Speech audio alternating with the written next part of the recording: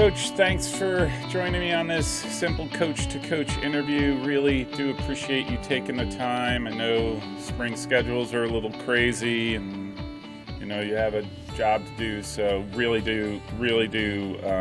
thankful that you could carve out the time today. Yeah, I really appreciate the opportunity to come on and chat, and I've been following along either with these or just even your posts on the D3 boards for years. So excited to chat a little bit more. Thank you. Yeah, hopefully what I post on the boards isn't held against me, but who knows? It's always entertaining. Some of those conversations are oh my gosh, aren't they precious? Like, oh, you can't, like, if there was a Hall of Fame for board posts, like that would be that. There's a bunch of those there that you could definitely nominate. So all right, so I think I got all this right, but you basically just been named. You were named head coach at Buffalo State in 2021, in the spring of 2021. So your first full season was the first season after COVID, correct? Yes. So maybe you could just talk about your journey, your soccer journey, your experience, and sort of how you ended up at Buffalo State. Oh, I mean, I know you keep these to about 45 minutes, but my journey might take us a while. there is no time constraints in my world, so. Yeah, so first season 2021, and then this past season was the second. But to get here was a very interesting path. Soccer for me, I picked it up pretty late in life, and but really fell in love with it when I was in college, and kind of knew from there that I wanted it to be a part of my life. And so I had a really great opportunity when I did my master's and my PhD at Springfield College to jump on the men's side, and was a graduate assistant there for the whole of that time, so about 6-7 years, as a GA with a really great staff. That's Stefan Siebert, kind of more of a household name now that he was in the national championship this past year. But learning from him was unbelievable during that time. And then, I finished my PhD and had two routes to choose from. So coaching soccer, or did I want to do sports psychology and kind of work in the professional environment there? My initial jump was to the sports psych side, and was working with special forces for a year, doing military training and kind of helping with their performance out in high stress situations. But pretty quickly realized that there was something missing for me, and it was coaching, it was being in the college setting, and it was soccer. So I went from there. I went from Methodist as an assistant on the men's side to Allegheny was when I really started to jump into the women's side, which was always my long-term goal. So I was an assistant at Allegheny. Took an unpaid volunteer position with Williams for a year on the women's side. That was another really great experience, great mentors with Michelin Pinard, Sarah Raymond, Eileen Blumnauer. And that gave me my first opportunity as a head coach at Elmira. And that was right when COVID happened. So it was a very weird experience, but great experience. And I was actually the head coach for the men and the women during that year. And NCAA kind of took all the rules away, and so we were able to practice a little bit more, had a little bit more flexibility. It helped a lot with, I think, mental health for the student athletes during that time, to give them an outlet, because they were basically, you go to class and you were cooped up in your dorm, and that was all allowed for that year. And so outside of that, to give them the opportunity to play the game that they love and just get them into that environment was great. And kind of came to a conclusion at the end of that experience, though, that just from a culture and standpoint of the institution wasn't a great fit for me. And Buffalo State was open, and I had kind of had an eye on that for a few years, and knew that the SUNYAC was a great conference to really get, my feet wet with coaching at a pretty high level. And so I went after it and been really happy with this position and kind of where we're going for the future. I know for certain that the special forces and sports psychology will still be there if you ever decide to return. So I don't think you have to worry about that. Yeah. Hey, you just mentioned something, and it's not I'm curious because you're probably one of the first coaches that was very, at least in your mind, you were very intentional about getting involved in the women's game. And I was curious as to what was your thinking around, or what is your thinking around that? Why the women's and not the men's game? So there's a few reasons. I think from a soccer specific standpoint, at the Division III level, I think the game is more true to what I believe soccer should look like on the women's side compared to the men's. And that's not taking away any of the experience that I had coaching on the men's side, or what they do, or what the elite level is capable of across the board at the Division III landscape.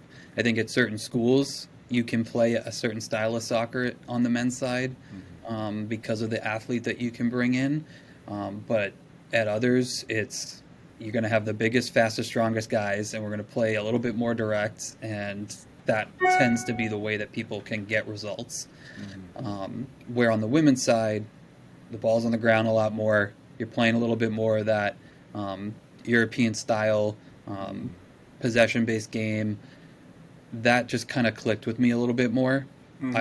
Beyond the soccer piece, though, I think to be someone who can be an advocate for women's sports, to be someone who can help elevate the opportunities that women have across the landscape, whether it's in soccer or in their professional lives beyond their time as a college student athlete. I felt like I've been given a lot in my life. I want to be able to try and find ways to give to the great women that I work with, whether it's the coaching staff or the players. And then from a sports psych side of things and team culture, and I have felt that the buy-in with that tends to be a little bit easier and stronger with women. Again, it depends on the team, but I just felt like that's where I felt where I would be most impactful for them and helping them develop as people. That's interesting. I'm not going to disagree with you regarding the soccer.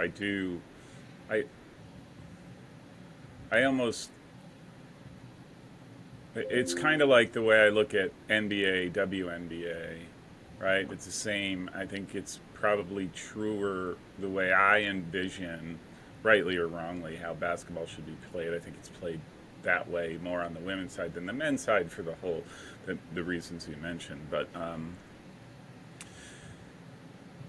the sports psychology and the buy-in to culture is interesting. Is that just based on your experience? Is that something you've studied? That women are more receptive to the idea of a team culture than men? So I guess it's not that men and women have this difference in focus when it comes to, we should have a proper team culture. If we have that, then effects on the field will tend to be more improved. I have, through just experience as an assistant, through my time working with individual student athletes, some of the more out of the box concepts that you might work with from a sports psych standpoint, whether it's mindfulness training is a big one that I try and incorporate into our practices, helping build that attentional muscle so that they're more present in their experience. Conceptually, that tends to be a little bit easier for some people or there isn't this that's some other stuff. Like, I just want to play soccer. I just want to play soccer. I don't want to do any of that other stuff. And that's kind of some of the experiences that I've run into with working with women's teams versus men. That, like I think I stated earlier, that does not take away from the fact that I know there are very many players on the men's side and teams on the men's side who are fully bought into some of that stuff. Yeah. But as a coach coming in and having to rebuild a program, embed a certain type of culture, and try and do it in a pretty speedy manner, I think women tend to buy into some of that extra stuff quicker. Yeah. I'm not sure I'm going to disagree with you there either. Just based on my outside perspective and watching programs, I am startled at how much more fragile it is on the men's side.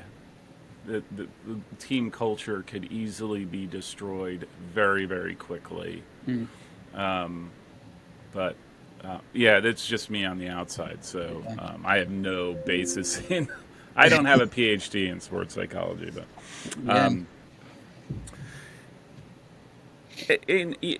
you've been around, right? Like, so you've been in all these programs. You've watched. You've been involved in the women's game. I'm just wondering, do you think players are getting better or have gotten better? So, the club landscape across the United States is a very interesting conversation piece. What type of club is X trying to be versus Y? Are they focused on the technical, tactical, personal development of the person, or are they there to bring in as many people as possible to line their pockets a little bit further, pay-to-play model, all that fun stuff? Yeah. So I think when the environment is really focused on the player and their personal development, and if you look at trying to bring in those type of kids, I think there is a more skillful student athlete than there may have been in the past. I think because the game of soccer itself, especially on the women's side, has skyrocketed in the past 5-10 years. The level of play is starting to increase. So you're seeing, the NESCACs in the Division III landscape, or the people that were tending to be the best students and the best athletes because of those institutions.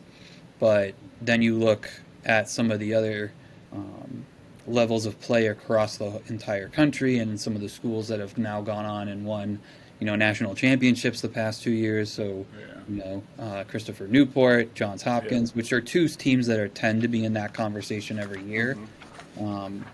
But you're starting to see, I think, a better distribution of player across the entire landscape, which I think is exciting because it just makes things more competitive. It makes it a higher level, and it then can trickle down even further from year to year to year, that level of player will continue to improve. Yeah. It's funny. So many, like, I had this conversation yesterday with Coach Summers at Catholic about how it seems like the talent is being pushed down to lower level teams more and more, making your games, and we were talking specifically in conference, like no game ends up being easy anymore, right? And I don't mean easy, like, as a player back in the 80s, there were schools we played that you just kind of knew mentally they're just not good. They're just, like, whatever, we'll just play them, we'll beat them, we'll move on, right? Like, I don't think that exists as much. I'm sure there's cases, and I'm sure I'd be proven wrong, but I don't think that's the case anymore. You go to the differences between the top and the bottom sometimes is that one player or that two players. It's not the 10 players that it used to be. And I think that's a theory of mine. Yeah, I think we're a really good example of that. So of our progression from year one to year two. In my first year, I came in, so as you said, pretty late in the process. So because I came in April and May, recruiting was almost non-existent at that point for that next season. So we put together a squad. We were able to, have enough and be competitive in some of our games in the first season, but we were playing with 13, 14 players on a given day, and going against some of the teams in our conference it's hard. It's hard on the women, especially at that point. It's hard on any player. Yeah. At that point, we were still playing back-to-back in conference too, which is difficult on a Friday and a Saturday. Yeah. So to see the progression from year 1 to year 2, and this year we were in every single one of our games, bar maybe 1 or 2, extremely competitive. We finished right around 500, which was a huge step forward for us. But to come out and win the first conference game of the year, when that team was in the playoff hunt and in playoffs the year before in Fredonia, I think really shows that on a given year, given day, in any conference, especially the SUNYAC, anybody can go get a result because of the level of player that is now starting to kind of come through every single institution. Yeah,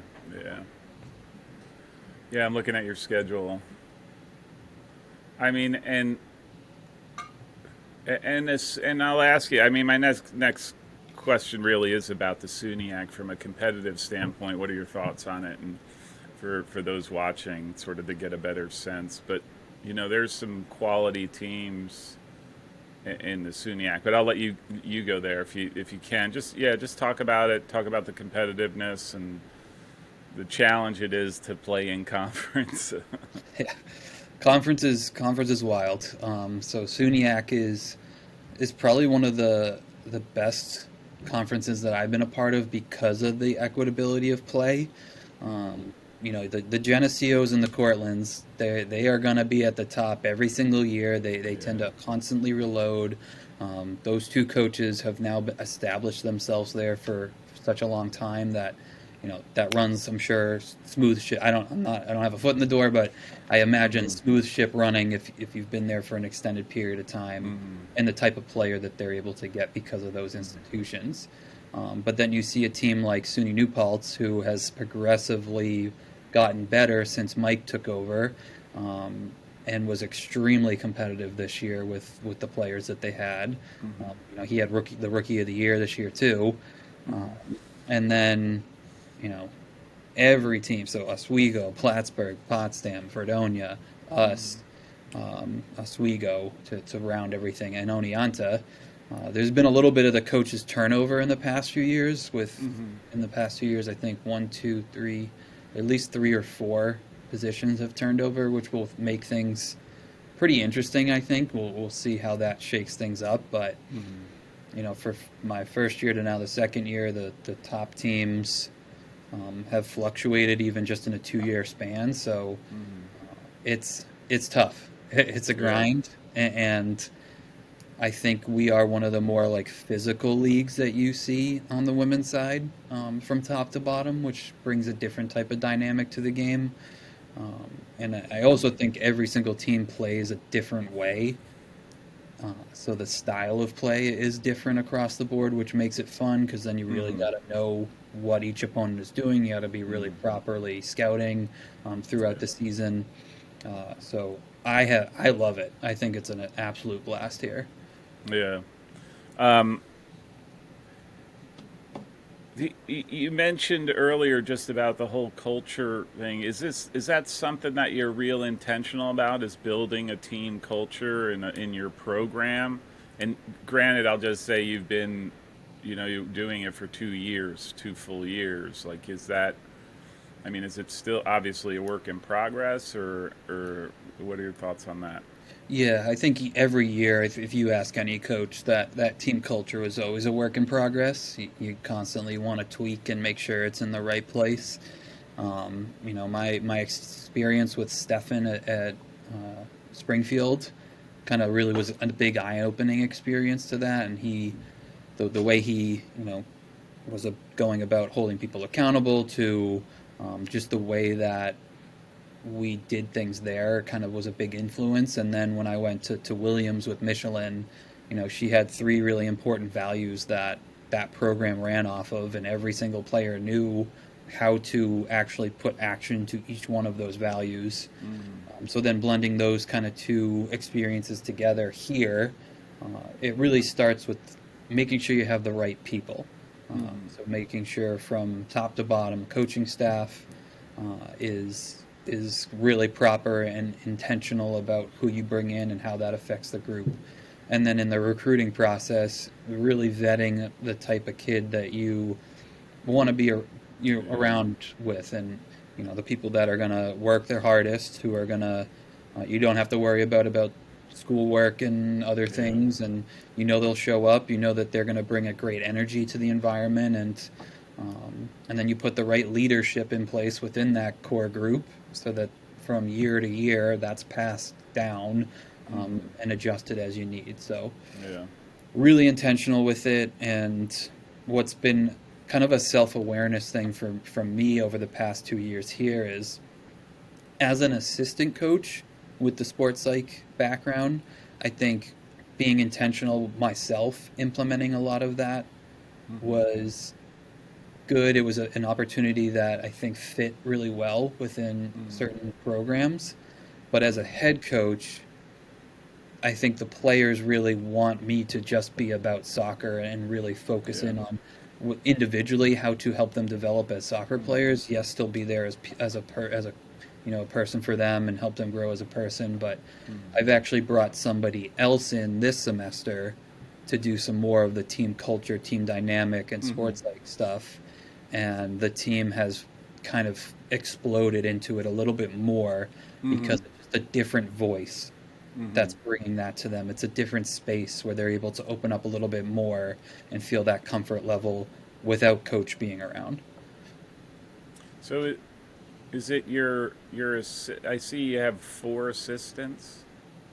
That's really incredible. Like, that you brought somebody who is intent, like their role focuses more on that than the other parts, right? Like, that leaves you to the soccer and leaves them to the everything around culture. That's the first, I will say, in the 150 interviews I've done, that's the first I've heard of somebody approaching it that way, and bringing somebody, like having somebody on board who could do it, right? Like, it's different than say, I'm just going to be the soccer guy and then I'm just going to pawn off the culture and whatever. No, you intentionally bring somebody in who can purposely do that, right? Like, I think that's pretty remarkable.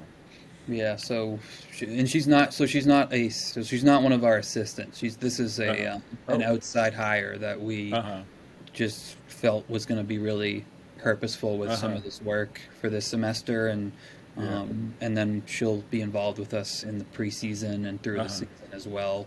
Wow. But yeah, it just kind of clicked with me in some of our end of the year discussions of like, they love this stuff, they want it to be there, but this, and it's something that I learned in my education process of sports psych, of this dual role and dual relationship thing. It's really difficult to make sure that you aren't blurring lines with some of the thing, and so I could totally see that, right? I could, not that it's confusing, but hey, are you talking to me as the coach or the sports psychologist, right? Like, that's, I think that matters to people and sort of helps them frame the conversation that you're having. And I guess jumping from one to the other is definitely, could probably be confusing and maybe not as effective on either, right? I always say you do one thing. Multitasking is BS in my mind, right? Like, you do one thing well, then you move on to the next thing, and then you do one thing, right? If you do 1, 2, 3 things, none of them are going to be all that as good as they can be. So that's really interesting. I could go on, like, I could sit here and go down rabbit holes of this stuff because it does intrigue me, because this tends to happen every time I talk about the sports. It's literally all we talk about. You're not telling you anything new, but because I am really, I always say, and my kids know this, like, the game itself, like the soccer game, if you were just to sit me down and just to watch a soccer, I have a real hard time. Mm. Like, to me, maybe it's because I watch too much. Like, a soccer game for a soccer game's sake, that means nothing to me. I don't want to watch it. I'll watch almost by default because that's about the only thing I watch on TV. So yeah, I watch Guatemalan second division if it's on, right? Like, just, Yeah. but what really attracts me is to watch a game and sort of understand what's going on off the field. Not the conflict and all that stuff, but like, now when I watch Buffalo State, I'm going to be mindful of the importance of culture and sort of, I'll tune into, hey, I noticed this player being a real leader and a standout, and look, right, I notice that stuff more than I do the, hey, passing out to the right wing and dropping it back, Yeah. So, hey, where do you mainly recruit from? Ooh, everywhere. Mm-hmm. Absolutely everywhere. So I, when I took the program over a couple years ago, tended to be a very, local heavy roster. In the past few years, pretty, Buffalo heavy. I tend to be someone who likes to recruit nationally. I just feel like there are going to be pockets of really good quality soccer in state, but then you're also competing with all of the other in-state institutions for the same kids. So for us, I didn't want to be in a battle with Geneseo and Cortland and Fredonia and Oswego and all these local Brockport, all these local schools that, profile-wise might be a little bit different academically. I want to try and find the kid that's going to fit our institution. People that want to be in a city environment, want to be in a place that's very diverse, that really is going to mirror real life experience right away, because of the different kinds of people that come to our institution, which I absolutely love. So I started to look a little bit broader and a little bit different. So in-state, Syracuse and the Albany areas are really good pipelines for us. Yeah. So a little bit A lot further of good soccer there. Yeah. And kind of the Hudson Valley, too, we've gotten into a little bit more, trying to tap into Long Island a little bit more again, because the prior coaching staff did have some success with Long Island in the past. But I really like to try and recruit out-of-state kids. I just think completely getting away from even battling in-state. I can go find a kid who might mirror somebody or maybe even better quality player that wants to get away, that wants to try something new. So we brought in a few this year. I think we have one from Connecticut, New Jersey, Pennsylvania, who have come in this past year. And next year, I think we only have two or three in-state kids, and then everybody else is out of state. Massachusetts, we've tapped into now. Texas, we have coming in. And Wow. Illinois, Texas state champ goalkeeper just won the state championship on Wow. Saturday. So we've got some pretty exciting people coming in, and being able to kind of go a little bit further away, I think, is something that's been a success for us. Yeah. That's true.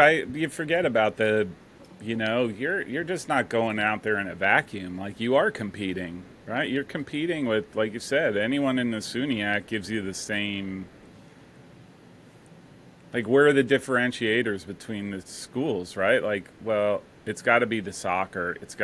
And that puts it in a really, not saying that you're less than over here, but you just never know, right? And if you can sort of figure out a way to sort of move beyond there, like, it just makes it that much easier. You're still going to compete, but you won't feel the sting as much as if they go to if they go to Oneonta or Cortland or Fredonia. It won't hurt as much, right? Yeah. So. We'll have to see them then in the games in a couple of years, but it's in using kind of some of our niche majors as well. So we have really strong speech pathology program. Oh, That is one that's a little bit more unique that we are able to help. That's been helpful in the recruiting process. And then our criminal justice program tends to be one of the better ones in the state of New York. So just using what we have here and finding the people that are going to fit best for the team, but also holistically at the institution. Yeah. Is Buffalo State the famed dental school, home of the dental school? That is not so I believe That the UB. okay. Yeah. Yeah. Nope, we don't have it. I just yeah. But my dentist, actually, of all things, went to Buffalo, and I just never knew. Like, I'm like, I'm not a fan of dentists, so that's actually points in your favor that you're not affiliated with that medieval torture training ground. My father is a dentist, so he Oh my gosh! Away. Yeah, not a fan. Not a fan in the least. Probably because I spent way too much time there. Yeah, and still do. Like, I'll tell you what, I don't think he liked it either. So. Yeah. Hey, all right. I'll ask this question. So I went back and I just tried to look historically, like how the teams have done. Can I just ask the honest question?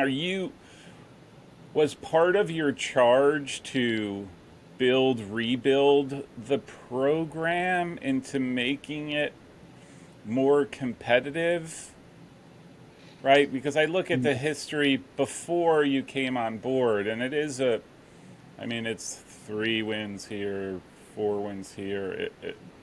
I don't want to say bad. I don't mean to speak badly about it, but I just sort of noticed the trend. Yeah, so same with me, right? So I was not a part of anything prior to this. What happened prior, I think, everything that coaching staff across the years that coach did there was a lot of really good stuff. You know, he won a SUNYAC title in 2016 or 2017.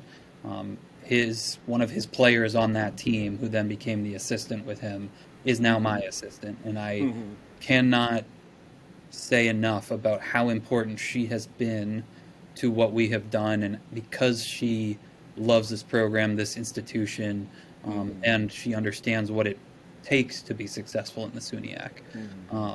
So I don't think it's a specific charge that I was told, like, hey, this is what's been going on, can you make it better? I think from an institutional whole, you know, we have a new athletic director who came in right after I came in. A lot of the charge has been, can we across the board be intentional about building this athletics department up a little bit better? And so everything has been just geared towards, what do you need? Well, like, what do I need from the institution and the department in order to be successful?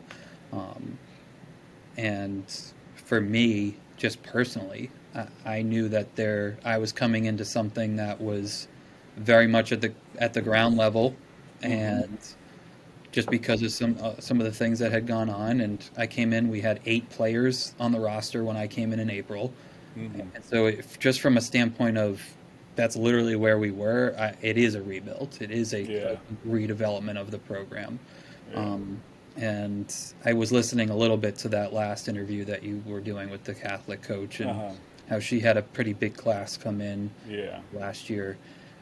We brought in 22 people this year, which I think is unheard of, and brings challenges for in different ways with having a bunch of new people.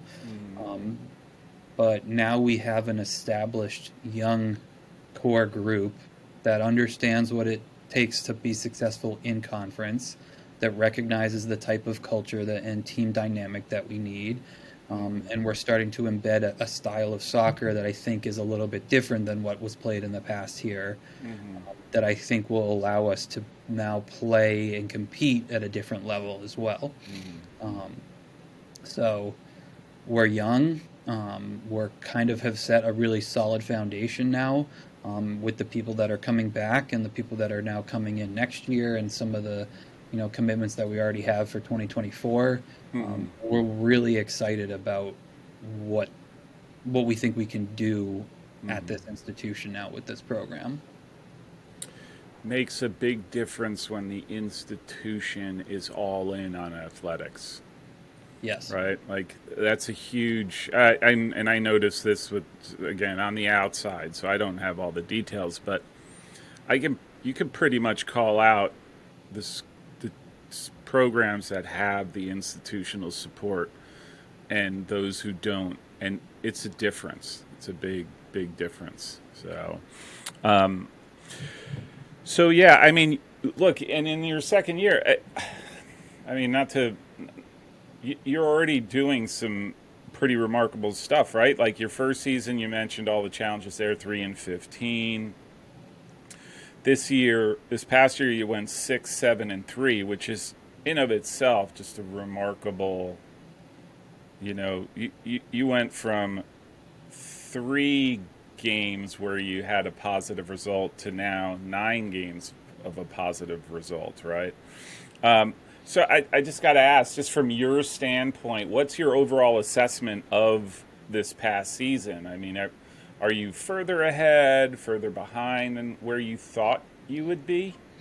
Yeah, so everything goes to the work that this team has done, to the people who are doing the work every single day, practice, lift, all the team, culture stuff that we do, just on their own individual work. So I think there was a huge amount of buy-in this year that was made a huge step forward for us. And I think we are ahead of where I thought we would be, which, looking back towards the end of the season, when, maybe frustrations were coming out with certain games and in results, I think if we actually took a step back in the moment and we're like, well, last year when we played this team, they destroyed us. We're way ahead of where I think we should be, which is awesome. And I think now, even through the spring, we're even further ahead of where I thought we would be. So just the excitement level heading into next fall is off the charts. And truthfully, we have got a couple weeks left of our spring season. We start a little bit later than others because of where our spring break falls. Yeah. So we have our play date is coming up this weekend, so we're looking forward to seeing how that looks and tweaking little things here and there through the rest of the spring. But I would say we are a little bit further ahead of where I think we could have been this year, especially with some of the results that we got in conference and a couple other games in conference that honestly could have gone a different way too for us. It's like I said before, it's just really exciting because of the group that we have. I just, yes, little things here and there from the coaching staff are probably helping, but it really is them and what they're doing that's just making such a huge difference. Yeah. Well, like I said, you got to get the buy-in, right? Once they're bought in, then really they're only limited by the choices and decisions that they make in that process, right? And I think that's with most athletes, but it sounds like, just based on it sounds like you're tuning into something, right? Like that could be special. Do you? This might be an odd question, but does it feel like it's your program, or are you still? I don't want to. Not in a bad way. Are you dealing with the legacy issues of the previous years or coaching staffs? No, it really does feel like it's ours. From coaches down to players, it's our program. It's their program. I tell them that all the time. This is your program. I'm here to guide, lead, and direct as much as possible, but you are creating this and the experience that you want. So I do really feel that we have really kind of come together in that embodiment of this is what we're building. This is our program right now. What could you just highlight some of your impactful players this past season? Folks who really stepped up and sort of took the bull by the horns and Yeah. yeah. Yeah, so we're, like I said, we're really young, and we had some good senior group that were able to help kind of bring along some of the younger group, and so that whole senior class, from Carly Lopresto, who transferred in from Canisius to do a grad year, was a really big um, influence for us on the field because of her experience at a D1 level and just kind of helping show what um, that type of player looks like, that type of competitiveness looks like. Players who came through and were a part of this from the beginning, Lexi Cummings, AJ Haas, Bella Vinay, and Sarah Berlinger, all of them really were able to constantly put their spin on everything to make sure that we were pushing everything in the right direction. And especially Bella, who was our keeper for the past 2 years, played most of our minutes, especially in conference. That woman can absolutely stand on her head. Some of the saves that she has made in the time that I've been here have been unbelievable, like out of this world, unbelievable. And so that class really helped us a lot with where we're going. But some of the young players, some of the first year players who come in, and we play a little bit different. I don't know if it's different anymore. I feel like a lot of teams do this. We play a pretty deep roster. So 1 through 30 play minutes for me. And especially out of conference, beginning of the year, we kind of work our way, give everybody the opportunity to get comfortable with the level, get soccer fit, really give them the chance to highlight their capabilities on the field. And then once we get into conference, there's like a 1-2 in each position that see a majority of the minutes. And so everyone, as first years, got a lot of minutes this year. And, Kaylee Valentic was our center attacking mid in our system, really technical player, extremely fast, but also very aggressive. I think she's probably our best 50-50 winner in the middle of the field as well. She's, this is not taking anything away from the New Paltz player who won the Rookie of the Year. I still think that she was the Rookie of the Year, of course, because she's my player. But she's going to be a big contributor for us, and just there's a ton in that first year class who have now made even bigger strides since the season ended, and we're seeing a lot of progress from them in the spring season now, which is exciting too. I'm just going through your roster as you were talking, and tell me if I'm missing something. Is this updated for next year? No, it's not. So you had the Carly Lopresto, who was the grad student, and then AJ Haas, who was a senior, and that's it for that class. Yeah. So our sports info people, they are doing it based on their COVID eligibility, basically. Oh, okay, yeah. So some of those players do have another year, but okay. The whole class is actually not going to be returned next year. That's fine. I just I'm like, holy smokes! There it shows like 14. There's like 14 freshmen. Yeah, we had. You are young. I think that came in. Yeah, we're really young. You are young. Like I mean, sounding like what you want to accomplish. Like the next 4 years could be 5 years, could be pretty remarkable for you guys. Like to really make a name. That's a terrible way to say it, but cement yourselves in at least in the SUNYAC, right? Like it just because you have this influx of talent that's going to let you sort of continue building with these younger folks for the next 4 or 5 years. Absolutely. Yeah, that's the goal for us. That was always my plan with taking this program over, because we were in had the opportunity to really kind of rebuild it the way we wanted it to look, and so yeah, we're going to be super young for the next foreseeable future. Yeah.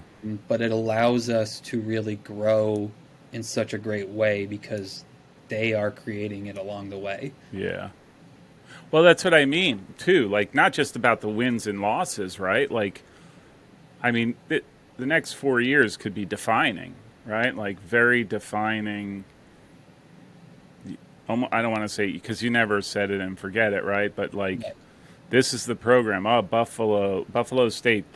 If you're going to play there, it's well known that this is how they play. This is what they do. This is what it means to be part of the team. It's going to be, right? It's not going to be something that, oh, we're just going to go there because I can play, right? It doesn't work like that anymore. Yeah. So I rambled. I'm sorry about that. No. Hey, Yeah. I mean, you had three ties. I think 3 ties. Yes, 3 ties. Yeah, 3 ties. What are your thoughts on the no OTs? Would you have preferred to have played Houghton College? I didn't know that there was a thing called Houghton College. Houghton College, would you have preferred to have had an extra 20 to duke it out? Or against Oneonta? Or were you okay with, like, let's just end it here? So I go back and forth on this because you and about 400 and some odd other coaches. I think the feeling of having an overtime win is one of the best feelings in the world. Yeah. And you get to rush the field and everything, and to limit that to, hopefully we're playing in playoffs and we have that opportunity in the future, but some people may never have that experience now. Yeah. I think that, but then I think, from a wellness and in mental health and just keeping people healthy through the season, limiting the amount of minutes that we have to run through. And, I don't remember what the exact number was, but they came out that X percentage tended to just end up in a tie anyway. Yeah. I think it makes a lot of sense to limit the amount of overtime, especially within our conference in particular, because a lot of our games are not close, at least for us, and like us and Fredonia and Oneonta and New Paltz and Potsdam and Plattsburgh. We're just, if you're going to one of those games and you're the away team and you've gone into 2 extra overtimes and then you end up losing and then you got to ride the bus home for 7 hours, like, no, I don't want to do that. Not going to work. So I tend to be on the side of, I think, the ties in season, and it fits a little bit more and not having the extra time. So that's, I mean, I've been leaning that way a little bit more. Would I have loved to have played Houghton for another 20 minutes? I think, yeah, we probably would have come out with a win in that game. That game was super competitive. There was a period where we dominated, then they dominated. It was just, that was such a fun game that I would have loved to have played 20 more minutes. But yeah, I mean, I think I'm more on the side of it makes more sense to limit that time so that we're not running kids into the ground too. Yeah. Yeah, that makes sense. All right, so what were your plans for this spring? Is there anything in particular that you've wanted to focus in on? Yeah, for us, it's continuing to develop the style of play. So in the first two seasons, we've progressed. I think from our first season was we didn't have a lot of numbers, and the specific type of skill set that we had was, we got to be really organized defensively as much as we can and try and hit teams on the counter and play a little bit more direct with what we have. And this year was kind of blending in a little bit more of the possession style, but with purpose and not just keeping the ball for the sake of keeping it, but how do we move up the field in very specific ways so that we're creating dangerous chances in very particular spaces on the field. So this spring has been a lot more of how can we basically basically the restriction in every practice is you cannot play the ball in the air. So everything has to be played on the ground. And how can we be more purposeful with our off-ball movement, let the ball do the work instead of you running around more, and kind of retaining that ball with our work, with our voice, with our movement a little bit more. So that's been a big theme for us in this spring, as well as developing our values on the field. So improvement of competition, improvement of our communication, and improvement of that togetherness or that support a little bit more. Okay. Just a couple more questions, and I'll let you get on with your day. But can you talk a little bit? I know we talked a little bit about it before, but just your recruiting class. Is it done? Are you still looking? I know you said it's going to be large, but yeah. So we are done for next year. It won't be as big as last year. So I think we have 10 coming in. So decent. Most of them first years, and then we have a couple transfers coming in. So we're excited about that group, and we're already turning the page and starting to look at the 2024 class. So we already have 2 commits for that group, and trying to get ahead on that a little bit as well. So yeah, it's going to be a fun group coming in. Like I said, they're kind of from all over the place, which is exactly what we want. We want to continue to bring in a really diverse group to again mirror the school's population as best we can, and add to that diversity factor within our school. So it's looking like a good group coming in. Okay, so the final question for you, and I'm really curious, and so you don't, this is recorded, so don't say anything that will be used against you on a poster board in somebody's locker room. Do you have outlined goals for the fall that you can share, divulge?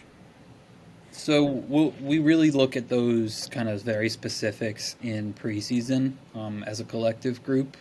But a kind of a big thing that I've had through my entire career, and then another coach here, the softball coach, actually kind of really cemented it for me too, is we're going one game at a time, and we're going one day at a time. I really do not want to give them we got 6 wins last year, but we're going to get 9 or 10 this year.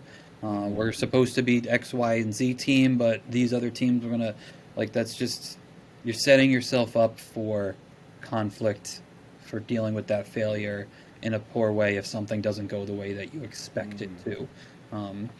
There's all this conversation of whether or not Ted Lasso's show is good or bad for U.S. soccer, but whichever way you fall on that, be a goldfish and curious and not judgmental. Those are 2 of the biggest things that I pull from that. So we're going to go one game at a time. We're going to go one day at a time. And if something doesn't go that we want it to go, we're going to be a goldfish, and we're going to be really curious about our adventure and not judge about what a certain experience is like either. Okay. Coach, this was fantastic. Really, really pleasantly surprised. I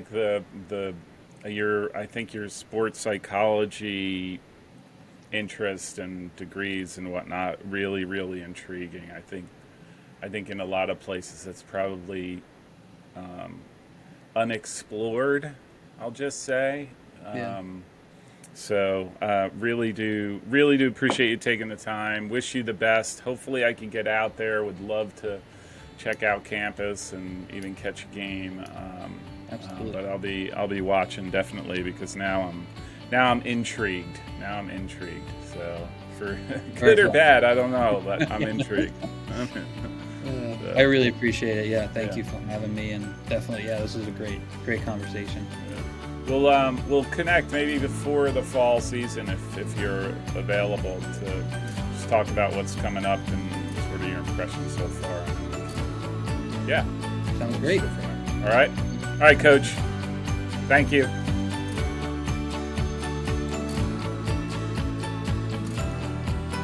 If you like this show, make sure you subscribe so you don't miss future episodes.